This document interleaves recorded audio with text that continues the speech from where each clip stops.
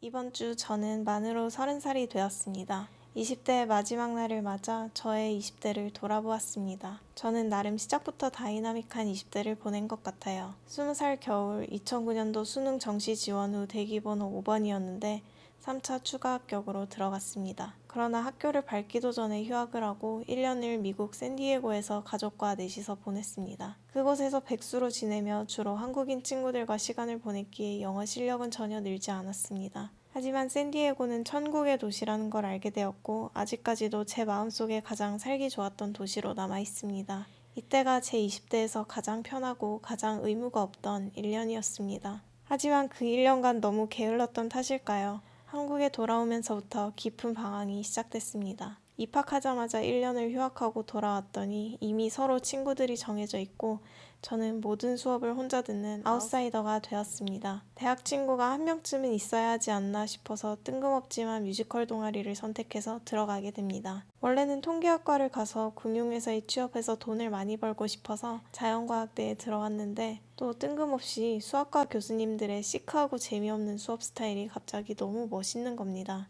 그래서 2학년 때 전공으로 수학과를 선택합니다. 그러나 막상 수학에는 큰 관심이 없었고 파리바게뜨 알바, 과외, 심지어 속해 있던 뮤지컬 동아리 시각 디자인 팀에서 포스터 디자인을 하게 됩니다. 동아리 내에서도 아웃사이더로 지내면서 주 1회에 있는 미팅과 가끔 있는 회식에만 참여해서 술을 열심히 마시는 정도였는데 어쩌다 투표를 많이 받아서 6기 회장이 되었습니다. 21살과 22살 때는 뮤지컬 동아리 덕분에 많은 추억을 쌓게 됩니다. 이때부터 점점 공부와는 멀어지기 시작하다가 2학기에는 부모님과 상의도 없이 중도 휴학을 하고 서울 생활을 정리하고 부산으로 내려가게 됩니다. 아무래도 서울 유학은 외로웠고 공부에는 뜻이 없었습니다. 22살 새학기가 시작되었고 다시 서울로 왔는데 수업이 너무나 가기가 싫었습니다. 새벽까지 술을 마시고 다음날 아침 9시 반 수업을 가볍게 제낍니다. 다시 잠에 듭니다. 오후쯤에 다시 일어나 중앙도서관에 가서 제가 읽고 싶은 책들만 골라서 저녁 늦게까지 읽었습니다. 수학은 너무 어렵고 수업에 가도 무슨 말인지 모르겠고 내가 왜 수학과에 왔는지 정말 모르겠습니다.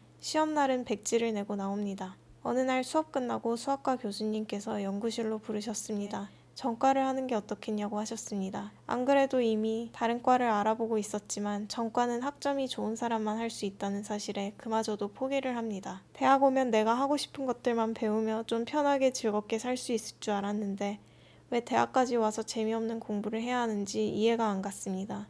그 결과 학점은 1.62, 학사 경고를 받았습니다. 학점은 그 모양인데 이 와중에 금융공학의 세계가 궁금해서 금융공학 동아리에 들어갑니다. 그리고 메가스터디 학원 데스크 알바를 병행합니다. 지난 학기에 받은 학사 경고로 인해 학교 측에서 학습 상담 치료에 임하라는 연락이 왔습니다. 수개월간 참여를 했으나 하반기에 또다시 1.68이라는 학점을 받게 됩니다. 부산에서 서울로 잠시 출장을 오신 아버지를 붙들고 자퇴하고 싶다고 울면서 말했습니다. 아버지는 자퇴하고 실행할 사업 계획이 있으면 그렇게 하라고 했습니다. 심지어 그럴듯한 계획이면 도와주겠다고까지 하셨습니다. 하지만 그런 계획 따위 있을 리가 없었습니다. 그냥 공부가 싫었던 거지. 그래서 그냥 계속 다니게 됩니다. 3학년이 끝나고 여름방학이 왔습니다. 이대로는 더 이상 안 되겠다는 생각이 들었습니다. 제가 공부는 안 해도 독서는 항상 좋아했는데 이 시기에 제가 정말 좋아하는 제 인생을 바꾼 두 권의 책을 만나게 됩니다. 그 책을 쓴 저자들의 생활 패턴과 사고방식을 따라하기 시작했습니다.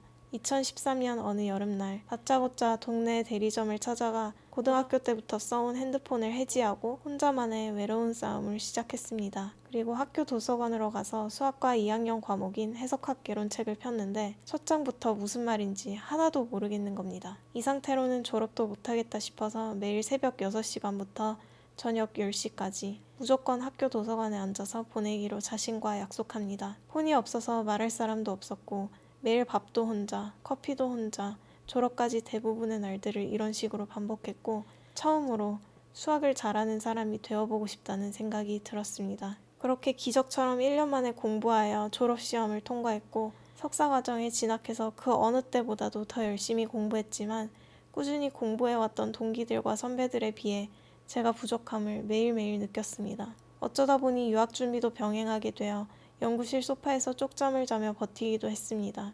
자퇴하겠다고 울던 때는 언제고 부모님께는 갑자기 박사 유학을 가겠다고 선언을 했습니다. 아마 안 될 가능성이 90%인데 되는 데까지만 해보겠다고 말했습니다. 희망 하나를 붙잡고 단 하루도 쉬지 않고 수학 공부를 하며 그동안 왜 공부를 열심히 하지 않았을까 자신을 미워했고 괴롭혔습니다. 제발 스스로한테 그러지 마 라고 얘기해주고 싶습니다. 그렇게 유학 지원서까지 모두 제출하고 석사 논문 작업을 하던 1월 어느 날 한 학교에서 풀펀딩 오퍼가 왔습니다. 내 학점으로 내 수준으로 난 절대 안 될 거라고 생각했는데 지난 3년간의 불확실함과 싸워온 시간이 인정받은 것 같아서 하염없이 눈물이 났습니다. 석사를 마무리하고 미국에 도착해서 완전히 새로운 세상이 시작되었습니다. 매일 나는 할 수 있다고 스스로 주입하며 하나씩 배우고 해결해 나갔습니다. 하지만 쉽지는 않았습니다. 조교 트레이닝에서 30명이 넘는 미국인들 앞에서 말도 제대로 못해서 혹평을 받았고 반응은 싸늘했습니다. 박사과정 첫 학기 수업에서는 평균을 겨우 따라갔고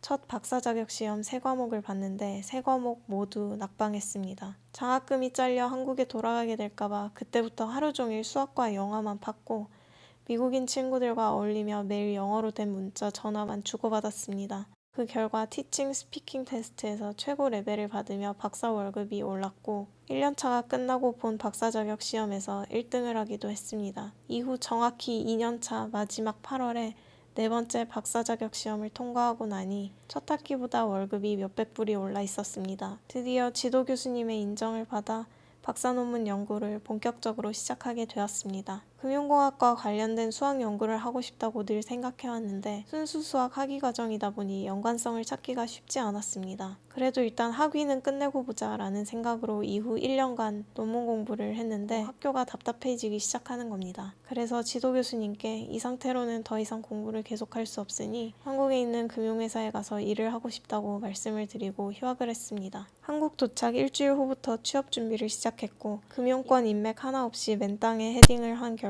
한 달 반 만에 서울의 한 자산운용사의 신입 인덱스 펀드 매니저로 입사하게 됩니다. 6명의 팀원이서 책임감을 가지고 이렇게 큰 돈을 운용한다는 사실이 멋있었고 모은 힘들어도 매일 주식과 펀드에 대해 배울 수 있다는 사실이 신이 났습니다. 인턴 신분으로 열심히 배우고 일해서 3개월 후에는 계약서를 새로 쓰며 진짜 직원이 되었습니다. 그로부터 한 달, 일상은 매일 반복되었고 펀드 매니저의 업무에는 내가 공부해온 수학들이 쓰이지 않는다는 사실을 느끼게 되었습니다. 회사에서의 삶은 학교 안에서의 삶과 아주 많이 달랐습니다. 그리고는 나의 30대를 금융회사에서 보내는 나의 모습과 미국에서 수학 공부를 하던 나의 모습을 끊임없이 비교하고 있는 자신을 발견했습니다. 경제적인 측면에서는 금융회사가 훨씬 유망하지만 돈을 바라지 않고 수학만 보고 달려온 지난 6년의 과정이 계속해서 머릿속을 지나갔습니다. 한 달간 잠 못 자고 고민한 끝에 결론을 내렸고 윗분들께 보고를 드리고 퇴사를 합니다. 당시 팀장님, 상무님, 다른 부서 상사분들께서도 모두 마지막까지 배려해 주셔서 아름답게 퇴사를 할 수 있었습니다. 이번 주 제 생일날에도 미국에 있는 저를 잊지 않고 상사분들과 같이 근무하던 친구들이 생일 축하 메시지를 보내주었습니다. 퇴사 후에는 부산으로 내려가서 부모님과 만 20살 이후로 처음으로 5개월이라는 긴 시간을 함께하며 추억을 쌓았습니다. 미국에 다시 돌아온 지 2개월이 지난 지금 저의 가장 중요한 목표는 제가 속한 분야에 도움이 될 논문 쓰기입니다. 잘할 수 있을 것 같다. 이 생각이 들기까지 수학을 공부한 시간 6.5년, 제 20대의 3분의 1을 투자했습니다. 우여곡절이 많았던 나의 20대, 나와 함께 해준 모든 사람들께 감사하고 앞으로 다가올 30대에는 조금 더 즐기면서 일하길, 많은 성취가 또 함께하기를 스스로에게 기대해 봅니다.